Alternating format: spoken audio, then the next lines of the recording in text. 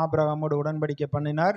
அவனுடைய சந்ததி அதை சுதந்திரிக்க போறதுக்கு முன்பாகவே மோசேயின் மூலமாக 3 பிரசங்கம் அவர் பண்ணுகிறார். அந்த கானான் தேசத்தை குறித்து இவர்களுக்குள்ள ஒரு ஆசை வர வேண்டும், அதை கர்த்தர் கொடுக்கிற நன்மையை நம்ம சுதந்திரித்து கொள்ள வேண்டும். என்னாகமத்தில் 40 நாள் சுற்றி போய் அந்த தேசத்தை சுற்றி பார்த்துட்டு அதில் 2 பேரை தவிர 10 பேர் துர்ச்செய்தி அறிவித்தாங்க. அதனால கர்த்தர் கோவப்பட்டு நீங்கள் யாரும் போக மாட்டீங்கன்னு சொல்லிட்டாரு. யோசுவா காலேப்பு தான் அந்த தேசத்துக்கு போவாங்க, அவங்க தான் பங்கிட்டு கொடுப்பாங்கன்னு சொல்லிட்டாரு. அந்த அவிசுவாசம் உள்ள சந்ததி எல்லாமே மரித்து போயிட்டாங்க.